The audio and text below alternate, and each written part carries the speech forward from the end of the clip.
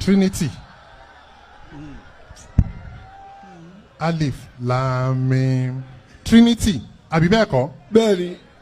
Kí wá ní Yasin? Trinity. Kí wá ní Tọ́a? Trinity. Kí wá ní Alif Lam Mim Sod? Fournity. Kaf Ha Ya Ain Sod? Fivenity. Fivenity.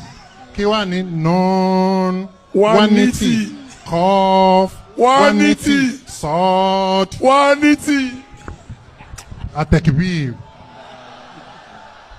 Ọlọ́run gan mọ̀ wípé gbogbo ohun tó wà ní Al-Qur'an consistent with self. Tó bá yẹ pé kì í ṣe Ọlọ́run ló sọ Al-Qur'an kalẹ̀. A stage will come wọ́n sọ fún wa pé Alif Lam Mim Trinity ni Ọlọ́run wa ni bẹ́ẹ̀ bá pè yẹn Trinity ẹ̀ sì bá Onenity ẹ̀ rí Twonity ẹ̀ rí Fournity ẹ̀ rí Fivenity. Afala yatadabbaruna al-Qur'ana. Ayé rẹ̀ ọ̀dà. Lawajadu fi ikhtilafan kathira. Ẹ kò wá ronú nípa Al-Qur'an ni o. Alhamdulillah. Adúpẹ́ fún Allahu subhanahu àtọ̀rọ̀kẹ́ àti gẹ̀fà nàbọ̀ Muhammad sallallahu alayhi wa sallam. Ike Allahu azza wa jal kó má bá àtúrẹ́ àlejàtà rẹ̀ kó má bá kó sí má bá wọn rárẹ̀. Wallahi tó ń ti bí kò ṣe sí ààyè tó fún mi.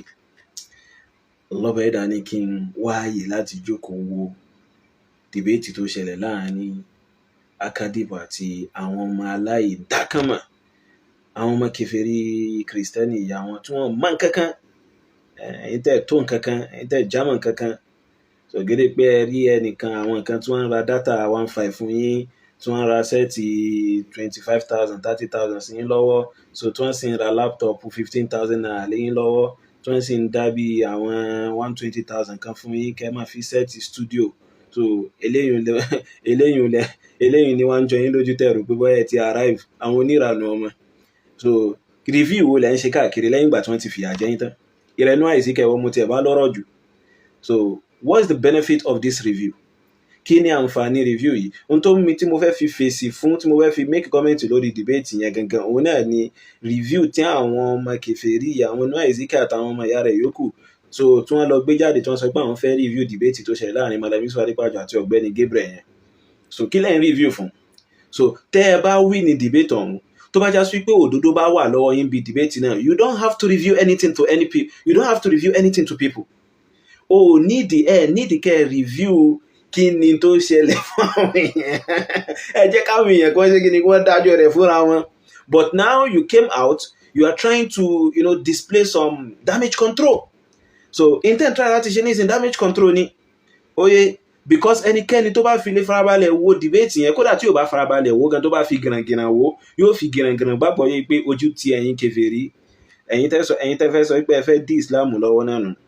So àwọn ẹni tí wọ́n tiẹ̀ tún dedicate àsìkò wọn tí wọ́n kéwú àwọn mùsùlùmí ní kéwú tó yanjú, wọn kápá kí wọ́n dá àwọn mùsùlùmí lọ́wọ́ dúró kí wọ́n sì ká wọn lọ́wọ́ kò, ká tó sọ ẹ̀yin ọmọ jágbàjọ wá tó yá sí pé bíbélì yín gan ẹ̀ lè ká correct ká tó wá sọ pé ọ̀rọ̀ àwọn mùsùlùmí lẹ́wà tẹnubọ̀.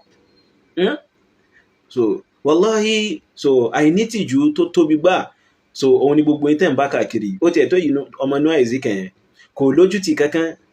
Tẹ́ bá ń wá ìnítìjú Noah Ezekiel ní kẹ́ lọ mú, tẹ́ bá ṣe ìyà fún lónìí yìí, tẹ́ bá ṣe ìyà ìmọ̀ fún lónìí yìí, tí ó bá fi di lọ́la yóò tún jáde ni yóò mọ̀ ẹsẹ̀ ẹnu ni yóò sọ pé ẹ ṣe kíní kan ẹ ṣe kíní kan. Ara rẹ̀ náà ló gbé ìtẹ̀ fi rìn ní àrí lọ bọ́ sínú ìdààmú báyìí náà nìsín. Wọ́n wá ń béèrè lọ́wọ́ yín níbi debate ẹ wá ń wí kátikàti, wọ́n sọ pé Alif Lam Mim Trinity ni.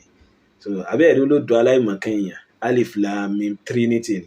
So wallahi mo tẹ like response tí Mallam Yusuf Adépọ̀jù fún àwọn aláìdákànmọ̀ yìí, kán lọ́bẹ̀ ẹ̀dà sanwó lẹ́sàn lórí ìgbìyànjú wọn yìí. Oye, so káháyà insod òun náà kí lẹ́pẹ́? So Trinity lẹ́pẹ́ lẹ́yìn náà àbí? So Hami, Alif Lam Mim Ra, Qaf, Nun, oye, Taha, Yasin àti bẹ́ẹ̀ bẹ́ẹ̀ lọ. So kí lẹ́pẹ́ àwọn wọ̀nyí? So ẹ̀yin náà lẹ́sọ̀ pé ẹ jẹ́ kan ẹ tó kan. Ògbẹ́ni pé ẹ ti rí dátà 15, ẹ ti rí fóònù fóònù 5,500 naira kan wọ́n ti rí bí gbélé yín lọ́wọ́, sísítẹ́ẹ̀mù 6,500 naira kan wọ́n ti rí bí fi ṣẹ̀bùn fún yín, so ẹ̀rọ wá rò pé ẹ ti arrive, èèyàn aláìdá kan mọ́ ọmọ. So bíbélì ti ń bẹ lọ́wọ́ yín gan tí ì lè kóra yín kò nú dààmú àti wàhálà lórí rẹ̀. Ọ̀rọ̀ àwọn mùsùlùmí lọ́wọ́ àtẹnubọ̀ tẹ́ ẹ̀ ní òye kankan gbá, tẹ́ ẹ̀ ní ìmọ̀ kankan gbá lódò òsì. Bẹ́ẹ̀ pókò àwọn àfáà mùsùlùmí tẹ́ fẹ́ kó ti tíra àwọn náà tẹ́ wá sí pé ẹ̀ mọ̀ kankan gbá rẹ̀, ẹ̀ mọ̀ pèpèkúpè lẹ́nu náà ni. Gbogbo nǹkan wọn mọ̀ correct nínú ìgbésí ayé ẹ̀yàn ọmọ kèfèrí tẹ́ ẹ̀ ní ìtumọ̀ yìí. Allah bẹ́ẹ̀dá yóò jẹ́ kẹ́ ẹ mọ̀ bẹ́ẹ̀ ti mọ̀ tẹ́ ẹ̀ fi ní máa ṣe ìkọjá ààyè.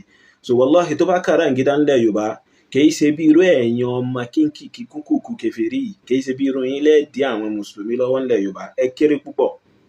So a ṣẹ̀ṣẹ̀ máa sọ fún yín ẹ kéré gan. So ẹ̀yin náà ẹ ṣàkíyèsí pé Noah Ezekiel ó lójú àwọn ẹni tí máa ń ta láyà tí máa ń sọ pé kán wá bóun ṣe kíni, kán wá bóun jomi tó náà rọ̀, ó lójú. Oye àwọn tó bá rí i pé wọ́n wà learned yóò máa yẹra fún wọn ni, àwọn tó bá rí i pé wọ́n jiná gidigidi gan yóò máa yẹra fún wọn ni. Oye kódà Malamisu Adépọ̀jù gan ti ń challenge pé káwọn ṣe debate oye nǹkan kan bẹ́ẹ̀. So òun náà mọ̀ pé òun ò lè rí draw dèpòdépò tí ó fi win, so dèpòdépò tí ó tiẹ̀ fi rí point kankan. Oye so àmọ́ ó kàn fẹ́ tàtàrà wọn ṣe kíni, ó fẹ́ tàtàrà wọn hàn kóhun kákáwọn èèyàn rí pé òun tiẹ̀ nítumọ̀ nǹkan kan bẹ́ẹ̀. So Allah bẹ́ẹ̀dá yóò jẹ́ kẹ́ realize àwọn àṣìṣe, yóò sì jẹ́ kẹ́ lè túbá. Oye kẹ́ túbá ló pè yín, oye kẹ́ túbá ló pè yín, ẹ wá lọ fira yín ṣẹ̀sín, gbogbo ayé wá rí ẹ̀sìn yín, ẹ wá yín ṣe ń bòde pé so debate review fáwọn tání. So ṣé rò pé bí wo bẹ́yìn ṣe gọ̀ ni gbogbo àwọn èèyàn gọ̀ ni ẹ̀yàn ọmọ kèfèrí yìí, kìí ṣe bẹ́ẹ̀ ṣe gọ̀ tẹ́ tutù kọ́ ni gbogbo àwọn èèyàn tutù. Oye àwọn èèyàn ọpọlọ wọn ó jí pépé gan, ẹ máa ṣe review àwọn òmùgọ̀ bíi tí ilé